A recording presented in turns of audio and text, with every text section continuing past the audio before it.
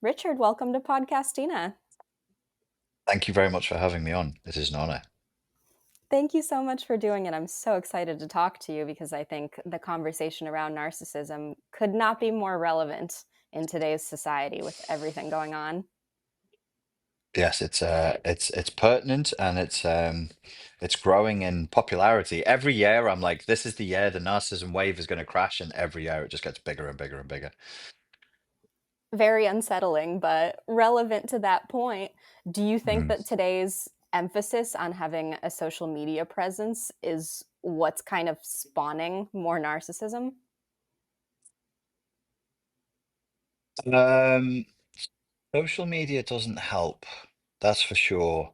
But I think his name is Jonathan Lash. He wrote a book about narcissism in the late 70s, and it predicted the growing tendency of young people to be more and more narcissistic. I think it's probably more to do with consumer capitalism and late stage capitalism. Encourages everybody to see themselves as a consumer of things, and naturally that sort of set of ideological coordinates would lead us to see people as things, and to commodify people, and to commodify relationships, and to commodify love, and that would manifest in what the other person would experience as highly narcissistic tendencies. But social media doesn't help. It's a big catalyst. Yeah, that makes a lot of sense, especially with what you're saying, late stage capitalism. What the internet seems to have been a breeding ground for is that the person is the product, right? It's your personality becomes now a selling point and you become a human billboard. So, of course, you're going to be like, well, how do I become a sellable product? But the rise in narcissism that's coming from that, I'm sure, is so severe. And you're saying that you've seen a bigger and bigger wave of it. What does that look like? So I started. I was teaching self-defense online, and in 2012, I wanted to do like a psychology personal development channel, and I mainly wanted to teach people who were obsessed with defending themselves to um, learn to assert themselves in a healthy way, and not be so anxious and not be such people pleasers. Because a lot of people who get involved in martial arts, we are compensating for a deeply felt sense of personal inadequacy. So you're like, oh, I'll learn to fight. That'll fix it. It doesn't. So I was like, okay, so I'll teach people to be more assertive, and that was where I wanted the conversation to be. And then the audience took me into a conversation about narcissism, childhood trauma, and CPTSD. So you saw the obvious need for the conversation around it. Yes, and there's just been more and more demand. So for me, what I see is just a rise in popularity. There was very few people. Maybe there was five or six people in 2012, 2013 talking about narcissism on YouTube, and then I don't know how many people there are now, but it's a lot. TikTok, Instagram. So you see more and more people talking about it, more and more people teaching about it, more books are being written, and it's more used. It's a word that's more and more frequently used year on year as well, more and more searched for, more and more used in people's writing online. Narcissism, gaslighting, love bombing, terms that are pulled from the online narcissism space. That's a really excellent point. I read this book last year called Five Types of People Who Can Ruin Your Life. And in that book, it spoke of the statistics around the actual clinically diagnosable NPD. And it said it Mm. was only about, in the 5 to 10% of the personality range. And yet, speaking to what you're saying, you hear it thrown around just very loosey goosey. I mean, ever since it exploded in the lexicon, everybody that I know who goes through a breakup is just immediately ringing the bell of that's a narcissist. So, what do you think about this kind of overuse and this over diagnosis of people coming from those who aren't qualified to diagnose? Well, what do I think? What does old Uncle Richard think about that? I don't think it's good. I think it's part of a broader trend that's upstream of people who are not qualified, diagnosing other people as narcissists, it's a general move towards psychologization, which is right throughout the culture. So we pathologize perfectly normal and natural behaviors now. People can't just be sad, they have to have depression or anxiety. Um, they can't just be nervous, they have to have an anxiety disorder. They can't just have a hobby, they have to be hyperfixated because they're on the autism spectrum, and on and on and on. And the overwhelming majority, the published research indicates, of people who are making these claims in the Anglosphere, in the Western world, in our world. It's not happening in Africa. It's not happening in Thailand. It's not happening in India, but it's happening in the Anglosphere, the English speaking world. It's self diagnosed. And when you actually start questioning people and saying, well, do you know, if you, I've spoken to people online who claim to be borderline, and I'll say, okay, tell me what the 9 traits of borderline are and which 6 do you tick off? They'll say, I don't have to do that. I don't stick to the books. I'm like, well, it's a clinical psychiatric diagnosis. It's a psychiatric entity. You can't claim it and simultaneously claim that you're not interested in the diagnostic criteria. You have to choose one or the other. And for a lot of people, I'm now upstream. I'm now talking upstream of narcissism. It's actually a form of it's kind of like identitarian politics. Mm. So what they're saying is, this is me. So it's back to consumer capitalism again. Who are you? Oh, I'm a Sagittarius and I'm a borderline and I have ADHD and I'm an INFJ and I'm this and I'm that. Because as our felt sense of who we are decreases, as the population expands, as consumer capitalism just basically bleaches out the emotional, philosophical, and spiritual terrain of human experience, people are struggling for identity. And it's worse in certain portions of the population, and it's worse amongst privileged, generally speaking, privileged white people.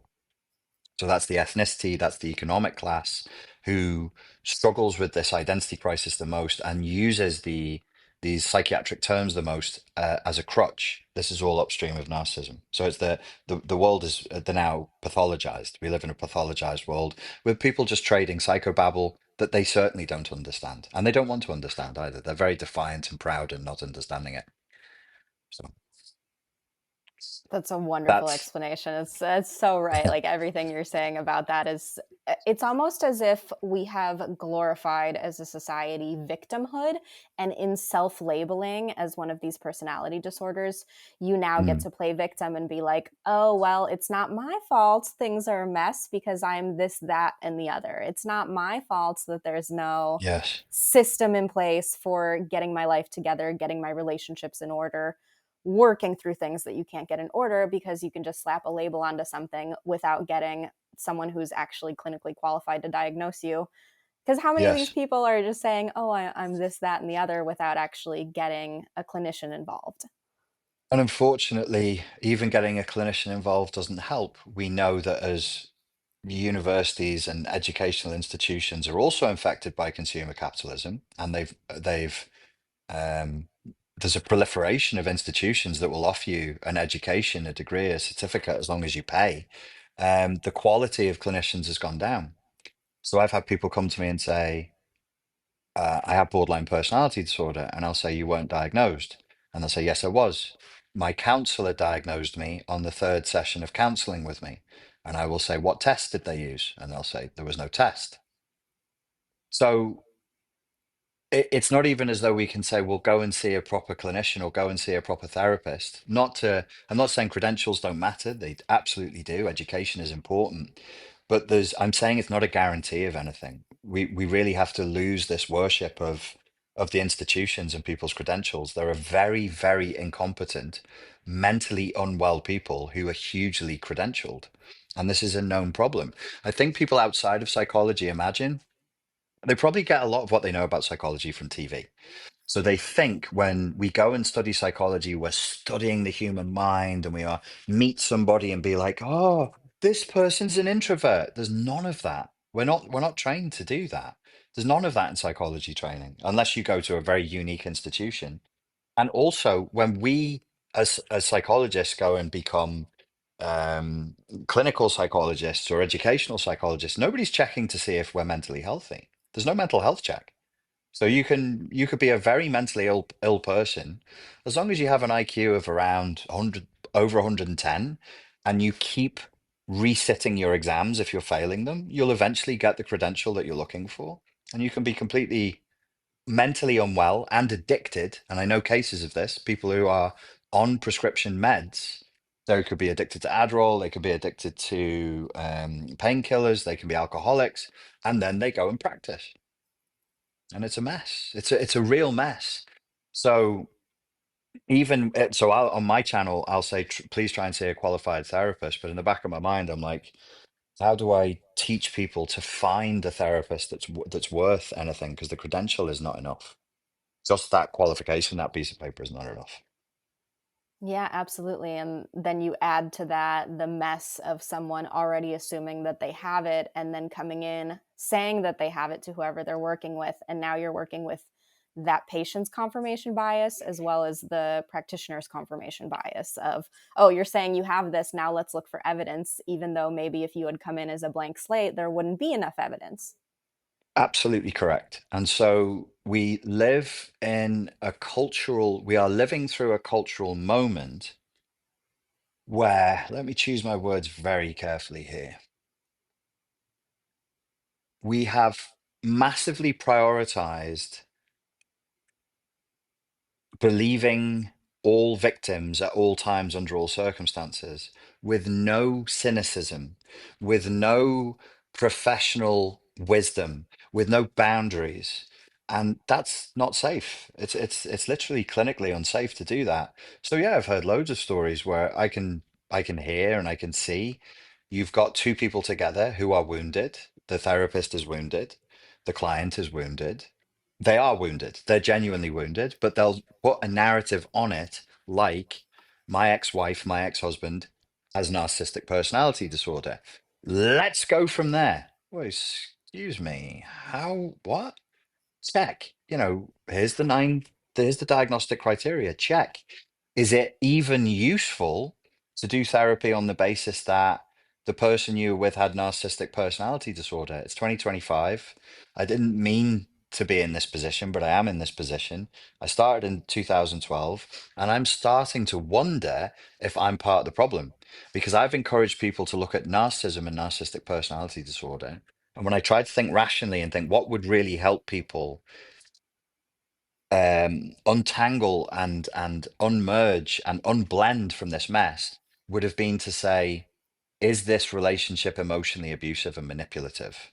And forget about the diagnoses. Just forget about the diagnoses of personality disorder. Because it's much easier to see if a relationship is boundary breaking, abusive, and manipulative than it is to know whether the person would clinically ring the bells for a personality disorder that psychiatrists can't agree on. No, there is no universal consensus on this. When you see people online, and you'll get people in the comments here, I'm sure, making definitive dogmatic statements, borderline is, narcissism is, there is no universal consensus on these things. Just because it's in the DSM doesn't mean there isn't plenty of the DSM is American, published by the American Psychiatric Association. Take narcissism, for example, doesn't mean there's not thousands of American psychiatrists who have very serious questions about the diagnostic criteria and whether it's even a personality disorder at all. You asked me a question many years ago.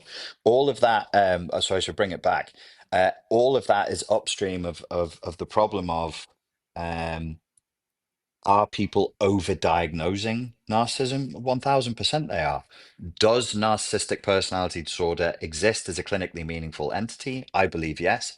Are some people actually the victims of narcissistic abuse? Yes. But I also want to caveat that with it probably doesn't really matter if you're Mm. being emotionally abused, if the relationship is boundary breaking, if you can't say no, if the two of you are co-creating something where you're being subjected to an emotionally and personally brutalizing experience, there is a problem. And the problem shouldn't be the boundary for, ooh, there's a real problem here, shouldn't be, yes, my ex-boyfriend or my ex-girlfriend has a controversial and poorly defined personality disorder. It should be, are my boundaries being respected, and am I treating the person with love? Are they treating me with love? Are we treating each other as separate entities, and so on and so forth? That's where it should be, I think, if we're going to be healthy. That makes a lot of sense. As far as someone who possesses these traits, or maybe doesn't possess them and ends up being the abuser, the boundary crosser in a relationship, do you think that that's something that we primarily develop in our formative years in childhood, or do you think someone can turn into that in adulthood?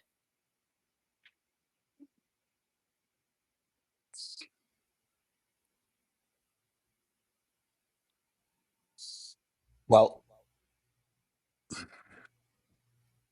I don't know is the most honest answer I can give.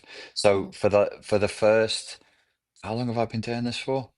12 years, 13 years. I think for the first 10 years I was pretty confident because I liked psychoanalytic theory. I liked the psychoanalytic model that it was childhood trauma. Um, and so largely speaking, I would say 80% of the time it's going to come from childhood. It's going to be partly genetic, and it's going to be partly epigenetic, and it's going to be partly environmental. There are genes that can be switched on and off on the basis of exposure to certain environmental triggers. Um, and we are humans. We are physical and we're mental, and there's all these components to us that are in the flesh and in the environment. We create the environment, which then counter triggers our epigenetic expression. So the whole nature nurture debate in the age of epigenetics is a little bit out of date, but that's not to say I don't know. I don't know what you're asking. For most people, most of the time, it will come from childhood. But I believe if the trauma is bad enough, it could happen if somebody was in a cult, institutionalized,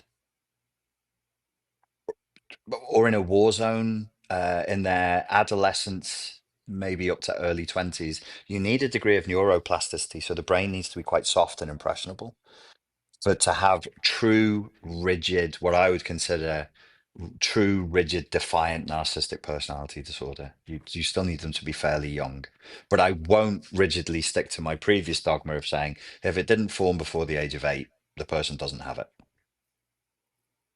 That makes sense. I think there's traumas obviously that can happen to people well in adulthood that can trigger that. And on that point, I've seen you draw the conclusion that being in a relationship with an NPD is similar to being in a cult. Can you say more on that?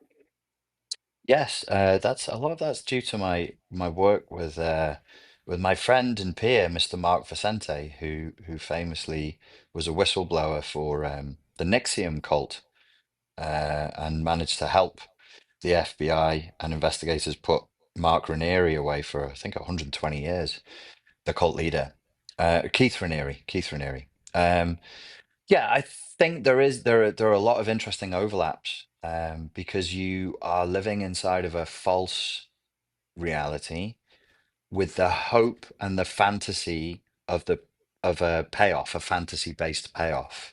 So inside of a narcissistically abusive relationship, you're hoping it's going to get better tomorrow. And in a cult, you're hoping that the mothership will land and take you all to the planet Xenu or whatever the cult leader tells you is going to happen. But it's a shared fantasy. That makes a lot of sense. And to the person that's not the cult leader or the abusive person in the relationship, do you think that it's possible to be a victim of one of these circumstances and that it would turn the victim into an NPD just because they're living in such a diluted reality for so long? It would depend on the person. It would depend on the type of mistreatment they're experiencing inside of the cult. So I think NPD is a broad scale splitting of the personality by a parent or an authority figure who they have to have total control over you in the way a parent would with the toddler. They have to control your food, your sleep, where you go, what you do, which can happen in a cult. But that parent or cult leader has to be pathological, and they have to engage in splitting, which is black and white thinking. People and things are either altogether good or altogether bad. There's no shades of grey. So If you were trapped in an environment like that, the parent or the cult leader splits everything and splits you. So you then respond and mirror that by splitting yourself. In a cult, that means you're creating a cult version of your personality, another version of you. In the narcissistically abusive relationship, you do the same thing. You create the narcissistically abusive uh, personality. It splinters off. You start to fracture in order to cope with the enormous stress. It means that you're living in two realities at once. Now, if you have been split and you're living in two realities, I think my personal feeling is you need the polarity of being receiving the message, you are awful. You are a piece of shit. You are worthless. And you are godlike. And you are amazing. And you are special. And you are wonderful. This is the one that gets missed. So when people talk about narcissism, they're like, oh, well, my ex-boyfriend, he really actually had a really nice upbringing. His parents were good to him, blah, blah, blah. I'm like, you need both. The child needs to experience the message that they're worthless. Now, that could be spoken or it could be shown. They could be abused physically or sexually or emotionally. So that's a message that says you're worthless. You're a dustbin for mummy's emotions. You're a receptacle for your father's rage, and at the same time, you're wonderful, amazing, and special. So could that happen in a cult?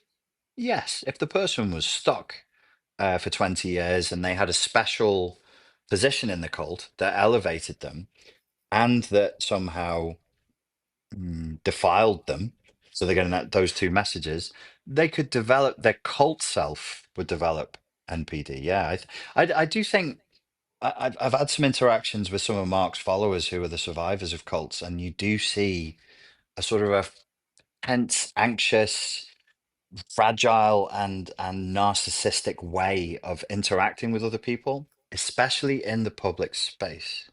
So this is something worth saying because I don't think it's said enough in the narcissism sphere. Narcissism is a pathology that is public facing. It Mm. needs an audience. It needs an audience. So this is why when we spoke first, we had our informal chat. I said there's going to be tons of narcissism in stand-up comedy. There's going to be tons. Don't worry about it. It's got to be there. It's going to be there. It's fine. I love stand-up comedy, but they're clearly mentally sick people, and usually the sicker they are, the funnier they are. And Yeah.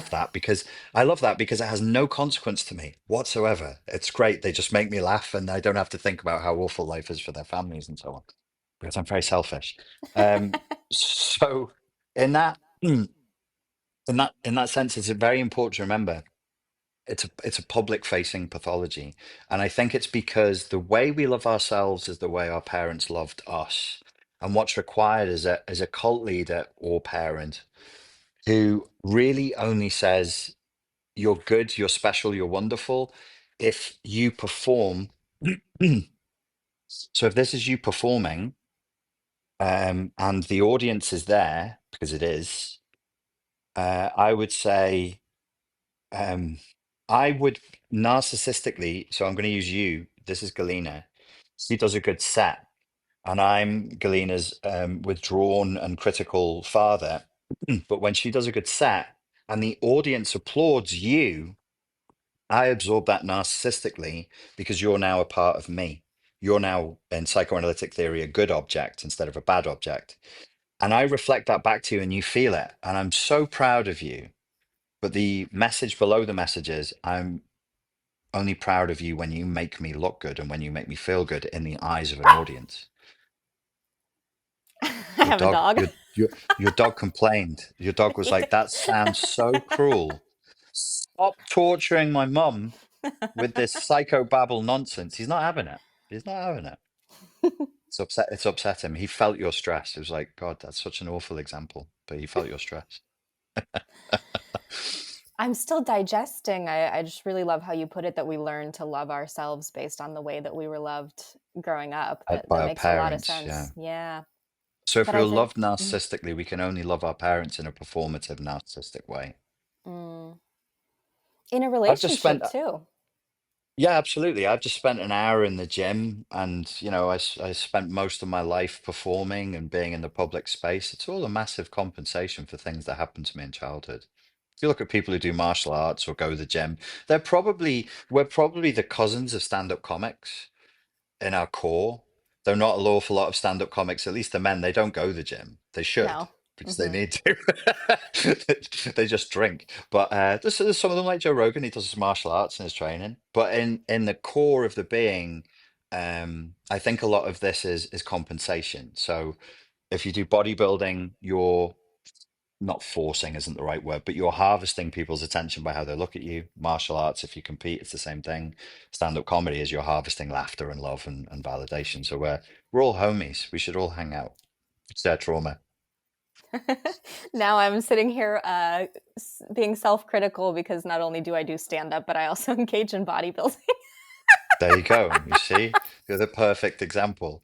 It's because it's not enough to just make people laugh.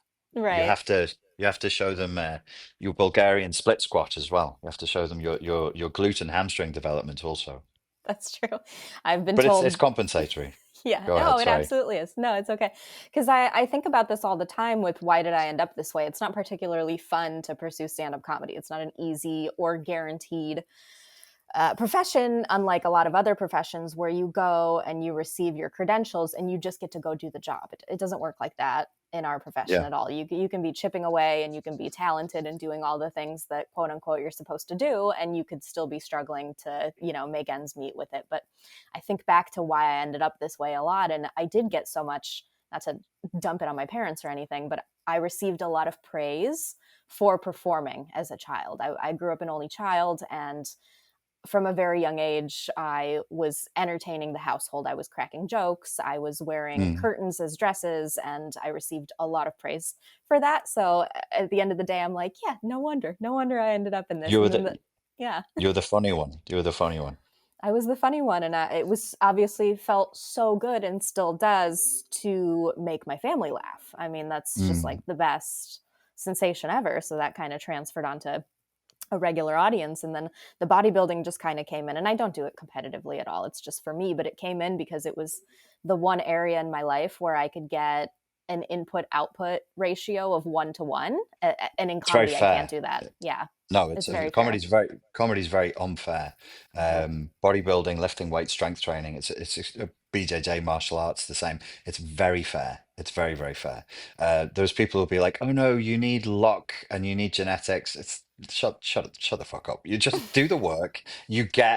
But no, I started out doing door work in comedy clubs when I was 21. Door work is being a bouncer. When I first Hmm. started being a bouncer, as the Americans would say, it was in comedy clubs, and I saw people who went on to have amazing careers who are mid at best, very mediocre. And then I saw people who were fucking hilarious, but the personality that made them hilarious couldn't cope with traveling and sleeping in hotels all the time, couldn't travel with being on the road all the time, and they just blew themselves up, or they had like one good year and they burnt out and disappeared. I've I was told to do stand-up comedy about 30 when I was 31, and I had the contacts for it, but I looked at it and I was terrified. And I'm not, as a public speaker, I'm very confident, but I was like, I don't want that trauma. That's a very unique trauma because I like believing I'm funny, and I don't want a group of people to tell me I'm not because that would hurt. I'd rather be punched in a fight and lose. I'd rather do a boxing match and lose. I would recover. I could way recover faster from that than have to deal with losing my belief that I'm funny because a room full of drunks were like, ah, fuck you. Yeah, that's a really good point. The bombing, it's just so incessant, and you're never safe from it. It could always happen to you. It's just that the longer and longer you do it, the more you find your voice and the more you build your toolkit of what to do if and when you are bombing, because there are ways to turn it around. But Yeah. again, you have to like want to choose to go through that, and it's many, many years of just straight bombing for like the first probably 1 to 3 years pretty consistently. No, I'm far too fragile for that. My ego, I'm too vain, I'm too egotistical. I need constant See, if you do psychology and you're like, oh, I'm going to do a psychology talk, and you tell 3 jokes in a half-hour psychology talk, you are the funniest fucking psychologist ever.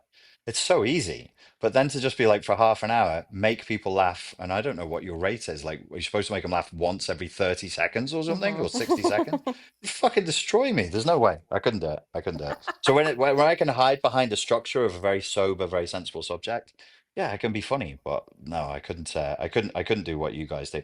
It's one of those things when I hear comedians talk about it, especially the best ones.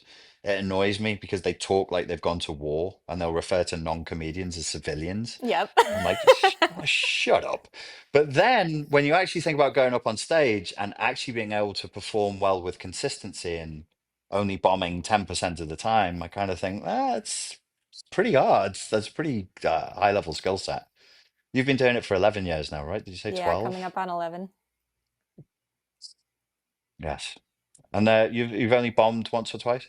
No. I've bombed hundreds of times.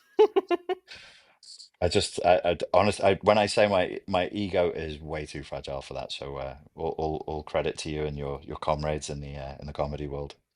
Well, thank you. I love that we've gone off the rails, but this is actually a little bit relevant because me being in this profession has led me to ask a therapist. I'm like, do you think I'm narcissistic at all? And I wonder if what your perspective is on this. If someone's questioning whether they are or not, is that kind of a flagship moment that they're not? Because that's kind of what my therapist said. She was like, if you're wondering if you are, you're probably not. Probably, I mean, well, so let me make it easier for you and easier for the audience. Not easier in terms of IQ. I'm sure you and your audience understand everything. It's easier in the sense of make the whole thing simpler. Do you have evil intentions for people? You're Mm. nodding. Okay, so you do. So No, no. she's like that.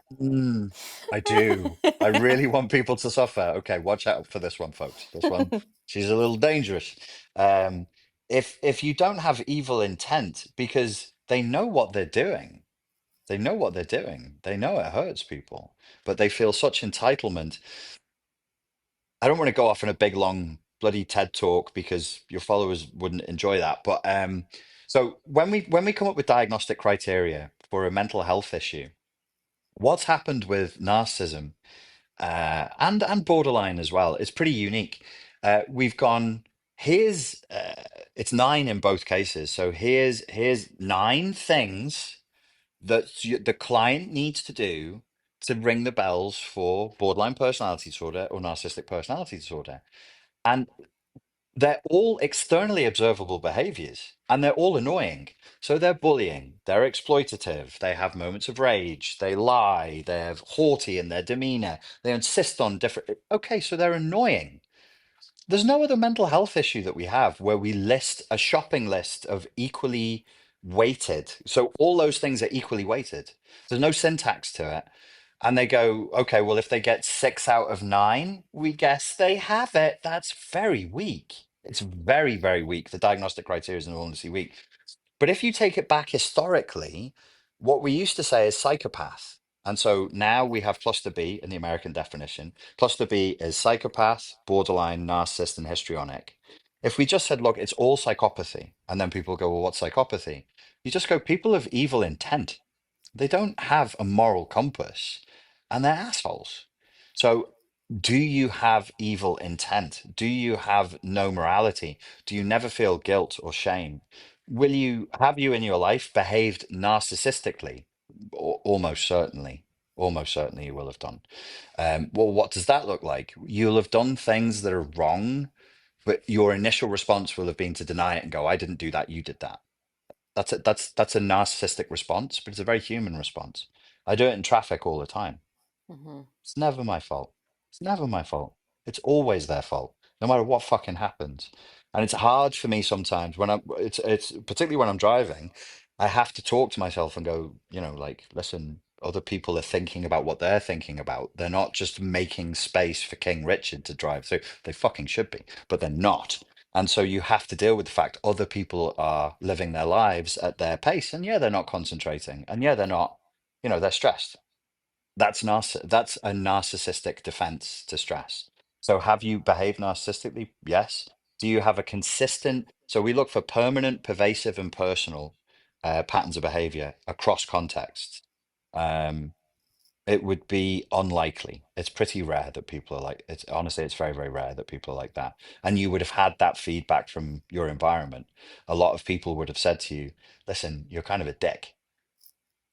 So you're nodding again. You're like, yes, yes, that's totally, no one likes me. That's no one likes me.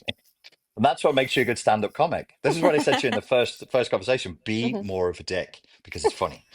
Be evil. It's funny. So yeah, no, your therapist is right. It's very, very. If you're sat there wringing your hands, going, "Oh my God, I hope I'm not like this. I hope I don't have this." It would be. I can't think of a situation in which somebody who had the narcissistic personality disorder structure would be doing that. They'd only That be makes wringing sense. their hands if they lost control of the target. That's when they wring their hands. Mm. Speaking to that, and maybe this is like a two-part thing, but I love Brene Brown's work. Are you familiar with it at all? Yes. Yes. So she says, and I try to believe this, I really do, that everyone's doing quote unquote their best. So when it Yes. comes to someone needing to have that evil intent element, Yes. Yes. is that kind of coming from like even them having evil intent? Is that still, do we want to choose to believe that that's still their best because they're so limited from whatever it was that traumatized them that made it that way? And furthermore, they say that you can't tell a narcissist that they're a narcissist. That's like the number one thing that you don't do is try to accuse them of it because they're not going to hear it. So how do we untangle that? Let's go back to the Brene Brown question. You said, is everybody just doing their best? Everybody's doing their best. Do you like believing that? I feel that it helps me be more compassionate and that's how I want to be, but the people's best when they do have evil intent, obviously it's very very limited. So it's more of a lens for me to try to find compassion when someone is being an asshole, that I'm like maybe unfortunately that's their limit. Cuz I don't know if people go into the world assuming they have evil intent and being like, oh, I'm choosing to be evil rather than justifying their quote unquote evil behaviors. Because, you know, to them, they're not choosing to be evil. That's just their best. I am sexist to the extent that I believe that men and women are different, intrinsically, biologically. There are some women also who are very manly and some men who are very female. And I think it's a good thing. Men tend on the spectrum in their yang to be more cynical, and women are more utopian. And together we have a good balance of cynicism versus utopianism. You know, this is true because you've seen how men will live. Men will live in a conditions that is basically like a prison. As long as it's essentially clean and Mm-hmm. functional, it's fine. And they just don't care. They're all like just gray, black, white. As long as it's sort of clean, they'll just live with it. And women won't, because there is a vision for a better future. There is a vision for a better standard of life that women have that we as men don't have. And I think that's a good thing. I think that biological difference is good. Brene Brown said there was a very, very viral talk that she did in 2017, and it was about the power of vulnerability. Do you remember it? Yes. What a wonderful talk. And God bless her for saying it. And I'm really glad that that conversation was had. However, she was wrong. She was wrong. The best thing a person can be is not vulnerable. That's not true. The world is a dark and dangerous place full of evil people, and vulnerability won't save you. A Glock will. A Yeah. Glock is the phallic, hard, mechanistic expression of the engineering mind of the masculine. A woman can hold a Glock and point it and fire it and save her own life. What I'm saying is, like what Brene said is good, and I'm glad she's there saying it. It's utopian, and I like that, and I need that because if all I'm getting is men, if all I'm having is martial artists and soldiers giving me their cynicism, I already have that, and it makes me too much of it will make me sick. Because I can't just live in a cynical, functional world. I'll get depressed. I'll go like well, you've seen men who go like this. They just don't believe in anything. They lose their vision. So once you said vulnerability is the most powerful thing, all I would say is allow me to put that back, allow me to be a man and put that back in its boundaries. In therapy, with your therapist, in a relationship with your partner, when all things are safe and sorted out, then vulnerability is an incredibly powerful thing. And what she was speaking to is what she'd seen, I presume, in therapeutic conditions where people had opened up in their vulnerability. I did therapy today with my therapist. He's a Cockney geezer. He's from London. He's from the central London, and he's very very straight talking. But at points he is mothering towards me. He's mothering me and he's nurturing me. And we joke about the need for me to go into my vulnerability for the therapeutic process to work. It's essential. It's magical. So where she's right, it's literally a magical alchemical element in the therapeutic process. Inside of a relationship, if you can be vulnerable with your partner, in my opinion, it's the only thing that keeps the relationship alive. Is truth telling, openness, and vulnerability, or the relationship freezes over and dies. And a lot of them do, because vulnerability is fucking hard. It takes a lot of courage. So she was right in what she said, but within boundaries. I would then put the boundaries in and go, you you can't be vulnerable in this context. And psychotherapy and psychotherapeutic coordinates and loving coordinates don't belong in a hospital. They don't belong in the military. They don't belong in banking or in government. They belong in certain key contexts. And I think that's why we have such polarization on the left right thing, which America's going through the most hellish, torturous vision of this at the moment, is because it's applying good principles in the wrong context. So no, everybody's not doing the best they can. Some people out there are fucking evil shits and they should be put to death. That's the masculine speaking. Now I need to be restrained by the feminine because I would just that's what I would do if this was ancient times. I'd just be like, take the evil people and bad them. I need a woman to come along and go, maybe some of them have something to offer, and you could just, I don't know, whip them a bit or, imprison them a bit, not kill them. It's the restraint. It works when it's healthily aspected and it's combined. So that's that. What was your second question you asked me a few years ago? Oh, that, I and do they're ramble on. separate. No, it's okay. There was a lot of value in what you just said. Thank you.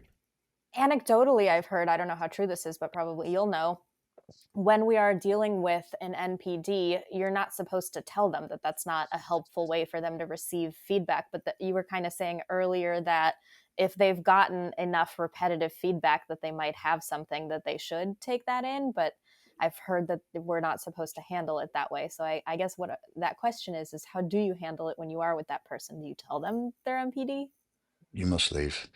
I mean, like we said in the earlier part of the talk, it's hard for us to know if the person has MPD. So let's rephrase it. Like I said earlier, we can make it easier. If we talk in terms of psychopathy, that person has like either no moral core, an inverted moral core, or an upside down moral core, which means they're evil. They're evil doers, and they know it's evil. Um, so if what a client comes to me and says, I think my partner has MPD, then I'll look at them and I'll go, oh, so you're telling me there's a consistent pattern of abuse, lying, manipulation, boundary breaking, putting you down, making you feel like shit, making you feel unloved, and it's gone on across time, across context. You've tried to tell them, they don't listen, or they rage out, or they freeze out, or they argue with you or they stonewall you, so on and so on, and then I would just say leave. There's no magic words you can say to them that's gonna change anything. I've literally had people. I had a woman once at a seminar in California. It was at UCLA. She got very very angry with me, and she was like, "Why won't you tell me the magic words that makes my husband love me?" And I was like, "Well, I'm not a wizard." I think it's the British accent. She thought maybe I was from a school of wizardry. I'm not a wizard, and if I knew how to do that, I would tell you. I'd charge you like $1 million for it, though. There are no magic words. There's nothing you can do. Some people have to be left to their own devices, and you just have to withdraw from them. There's really so telling somebody they have narcissism, I don't think it does anything particularly good or bad. I don't think it's the worst thing in the world to do, but it's not going to change anything. If they really have MPD or are on somewhere on a spectrum of like a really nasty personality disorder, telling them that they're mentally ill, it's redundant. It's just pointless. I would say just organize your life in such a way that you can leave with the minimum amount of fuss and drama possible. That makes a lot of sense. I want to speak to the victims for a moment because we haven't really spent any time on that. When someone's been the victim of an NPD or abuse, however you want to label it, and they're not listening to the people who can clock it from outside the relationship, friends, family, therapists, etc. What's going on for the victim psychologically, and what can people on the outside do for them to help them gain that recognition and start the process of leaving? Having been through that process twice myself, there's nothing you could have told me that would have convinced me. So Wow. I've done it twice. Um, you could have been the most respected psychologist in the world. You could have been somebody who I thought the world of. I would have known that you were wrong. I would still respect you. I'd be like, yeah, Galina's a really, really smart psychiatrist, and she's warned me about my girlfriend, but she's wrong. It's called I think he was in New York. You're in New York. I think he's from New York, the psychoanalyst. He's called F. Sander, and he published in 1989 a piece called The Shared Fantasy. And the shared fantasy space in the context of narcissism means I, as the victim, am creating a very rigid, narcissistic, defiant, reality denying, because it's a pathology of reality denial, in order to survive the relationship. So no reality gets through. So I become narcissistic to that extent. You can tell me anything. You'd be like, dude, I just wrote a book on this. I just wrote a paper on this for Harvard University. And I go, I believe you and I really like you and I respect your intellect. However, you're wrong about her. You're all wrong about her. She's not what you say she is. She has PTSD. She has autism. She has, and I would, as a psychologist, you're even more vulnerable because you know all the fucking mental acrobatics that you can do to justify what is simply abusive behavior. Which is why I now talk more like a Christian conservative, which I'm not, where I just say evil is evil. This is abusive behavior. Just leave. Where's my psychobabble? Where's the use something? No, it's just nasty. Like there's no. What is the reason for you to hang around if you're in a relationship with a guy and he's being rude and mean and manipulative and lying? What this isn't like 15th century Catholic Spain. Like what? Just fucking just leave. Just leave. You know, but what is his why would does he who fucking cares? We're all gonna be dead one day. We're not here for that long. Who fucking that's his problem. Let him figure that out with it. You're not his therapist. This is the other problem with modern culture. Old Uncle Richard, the Christian conservative, is going to go on another one of his rants. We have to stop acting like therapists. The culture of raising victimhood to this, putting it on a pedestal, has really fucked us up. We've done this in the name of social justice. We've done this with good intent, but the road to hell is paved with good intentions. We thought we were being gentle. We thought we were being kind. We thought we were being empathic. We've been fools. We've been fools, and we're encouraging each other and our children and the generation to come to be mugs, to be marks, to be victims. They're going to be the next generation of victims because everybody who does something to you, they're just doing their best. They're the victim of a victim, their childhood trauma. Fuck that. Fuck them. Fuck 'em's one life. There's like, I've never pinned somebody in a position physically or psychologically, not let them leave and bled them for money, sex, and attention. Never. I couldn't do it. I've had it done to me twice, and they did it with intent. Hmm. They're intelligent women. They knew what they were doing. I don't need to worry about what their pathology is. I just say, I'm not having that again. We're not doing that again. And I don't care what the reasoning is. Nobody should care. It's nobody's business unless it's your child. If someone See is how, forced, yeah. Oh, see how sorry. cynical and horrible I am? This is awful. Why would anybody listen to me about anything? What a horrible man. I mean, listen, it's a dose of reality that's much needed because I couldn't agree more with you on this victim situation. And I go through it a lot and I try to keep myself in check with anything like that. And I'm very, very fortunate that I have the POV of constantly reminding myself that I was born in Ukraine and thank God I'm not there anymore. And that would have been the real victimhood that could have happened in my life. And everything else is hopefully something that's in my control. Oh, Um, does that mean you have Catholic trauma as well? Ukraine is a Catholic country, right? so we're Jewish, so we have our own level of trauma, Oh, ancestral trauma. oy, oy vey. Listen, I don't. Yes, I witness and listen because okay, I was going to whinge about Catholics, but let's not. No, that's. It's okay. I I think we think have you. I more in think. I think common. in the victimhood Olympics. I think. I think you. Yeah, you. I'll give you that. I'll give you that one. Yeah. Anywho, Catholics and Jews have a lot in common with that. There's plenty of guilt and trauma for everyone to have some. Repression. Yeah, plenty to share. Plenty to That's share. for sure. If someone does end up leaving one of these situations, what does it look like to recover from that? What are the steps? What kind of support should they be looking for? What's the dwelling like when you're on the other side? Um, the therapist that you, so the good thing with the internet, there's wonderful things about social media. There's wonderful things about the internet. We met through social media. You reached out to me through social media, so that's great. One of the things that we can do is we have these counseling directories and psychotherapy directories. So you can go through and you can look at the school that the therapist has come from, and you can look at what their specialities are. You want to know that they understand narcissistic abuse, and you can interview therapists. You could just call them and say, you could just send them a message, say, I'm looking for a therapist. There's 5 people on my roster. I want to do a 15-minute Skype chat with you all, and I want to choose one. Most therapists, if they have the time and they're not fully booked, they will probably give you that time. When you speak to them, ask if they understand the narcissistic shared fantasy space. Why? Because if the target of narcissistic abuse doesn't deliberately deconstruct the narcissistic shared fantasy space bit by bit, it lives on inside of you. There's a colonized part of your mind. And either one of two things are going to happen. If the narcissistic shared fantasy space is not deliberately deconstructed, you either go back to the abuser, maybe after a year, 2 years, 3 years, or you find another abuser just like them. See, he doesn't like that. He doesn't want you to go back. He's warning you. He's like, not that.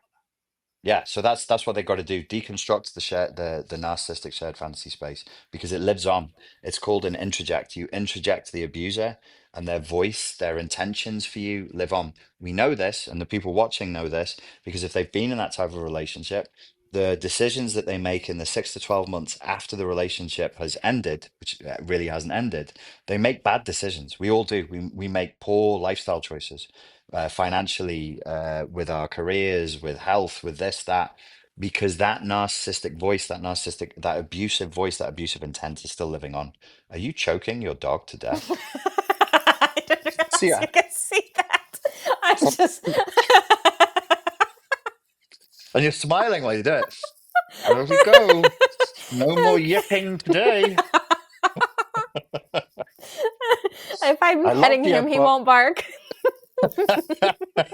you're furiously petting him like, shut the fuck up, shut the fuck up. Yeah. Oh, that's so funny. I thought it was like off camera. No, this, I know what this arm movement is. You remind me Oh of that gosh. Louis C.K. sketch where he gets another kid in the pool and just, I don't love you. Oh my gosh. So yes, that's the type of therapy they need to do. They've got to get the introject, which is a fancy way of saying the internalization of the abuser out because it lives on. It lives on, and you'll end up finding another abuser. who will be just as bad as the last or worse. Any obvious red flags to look out for when you're picking a new partner? Pineapple on pizza. Pineapple on pizza. Just fucking don't So go I there. am That's a narcissist. me too. I fucking love pineapple on pizza. Me I too. have no food boundaries whatsoever. You could put anything on anything, and I'll just be like, yeah, give it to me. I'll eat it. There's English people, they complain about you putting syrup on pancakes and bacon. I'm like, so what? Let the Americans just put it in your face and eat it. It's great. Red flags. Not really. I kind of feel I used to do that, but it's kind of pop psychology and it's kind of like easy to consume tips and tricks. I think you really they're good at manipulating. They're gonna show you a version of themselves that's adapted to you. So if you are grounded and based in reality, you'll feel this person's being fake. And there's no pineapple on pizza, there's no I don't know, if somebody's being rude to staff or like you're in a restaurant and they're just being rude and dismissive to people, they're definitely an asshole. So that's a red flag. But that's more like you can have have standards and have your personal X, as the kids say, rudeness and cruelty and a lack of kindness. But whether it's an indication of a pathology, no. I mean, they trick therapists. They trick therapists for months, sometimes years. So I'm not embarrassed. I got tricked twice. I feel no shame about it. I'm just like, well, I'm a human being. I was looking for love, and in love there is vulnerability, as we said, and what are you going to do? This is just what happens. So, if you are in your if you're being authentic and you're being honest with yourself and you stay rigorous in that, you'll detect when other people are being inauthentic and dishonest. You'll get a sensor for that. And dishonesty is a red flag for business, friendships, relationships, narcissism, or anything. Like you want people who you should be looking for honesty and forthrightness in people. So again, let's just keep it simple. I so appreciate this conversation. I mean, I've gotten a lot out of it.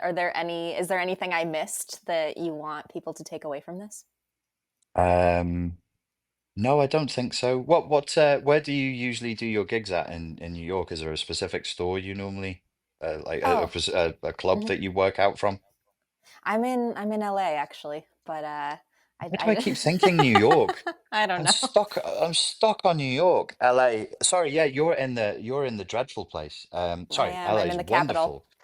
Wonderful, wonderful. Oh, such a happy, thriving, confident, joyous city. Where do you normally work out of there?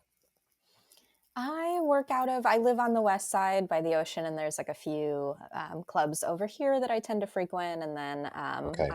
I try to go to the Comedy Store when I can. Hollywood Improv, the Ice House in Pasadena is great. And then there's just like a handful of little locally run shows that I try to do. So I'm it's a I'm good visiting area. I'm visiting my sister in Encinitas in November, so I'm going to come up. I'm going to see one of your acts. I won't warn you that I'll be there.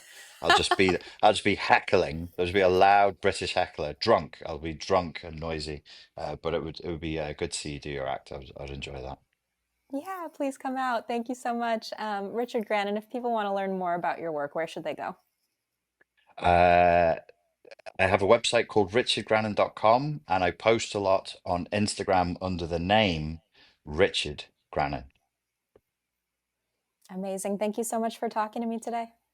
No problem. Thank you very much for having me on. Of course. And thank you, everybody, for listening. Bye.